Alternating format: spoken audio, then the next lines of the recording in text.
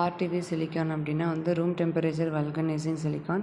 இது வந்து ஒரு லிக்விட் சிலிக்கான் தான். இது வந்து cure temperature to the flexible கியூராக இருக்குது. These are the either silicon the moulding rubber அதுக்கப்புறம் வந்து எலக்ட்ரானிக் என்கேப்சுலேட்டடாக இருக்குது. அதுக்கப்புறம் RTV is a hard to the ஆக்ஷனாக இருக்கும். 2 காம்பனண்ட் வந்து ப்ரொசீஜரில் இருக்கும். அதுக்கப்புறம் அட்மாஸ்பியர் ஹியூமிடிட்டி இந்த கேட்டலிஸ்ட்டாக இருக்குது. க்யூரிங் ப்ராசஸ் பண்ணுறாங்க. அதுக்கப்புறம் வந்து RTV it is used for the flexible mould மாதிரி இருக்கும். இது வந்து அதுக்கப்புறம் வந்து flexible mould it is only the technical and industry and pharmaceutical அப்ளிகேஷனில் வந்து யூஸ் பண்ணுவாங்க.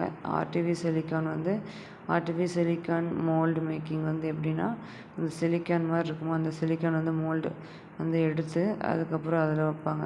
இருந்து care to be taken it will be mould. அந்த மோல்டு கொஞ்சமாக எடுத்து செலவு பண்ணுவாங்க. 2 பார்ட்டாக பிரிப்பாங்க.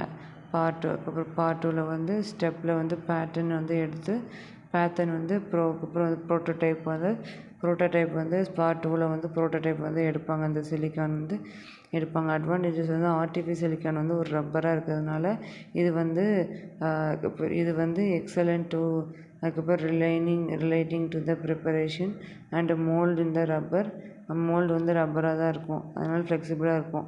பாலியூரித்ரில், பாலிஈஸ்டர், ஈபாக்சி ரெசின் இதெல்லாமே யூஸ் பண்ணுவாங்க. டிஸ்அட்வான்டேஜஸ் வந்து என்னென்னா, இந்த ரப்பராக இருக்கிறதுனால ஜென்ரலி இது வந்து பிளாட்டினம் க்யூராக தான் இருக்கும். கொஞ்சம் எக்ஸ்பென்சிவாக தான் இருக்கும்.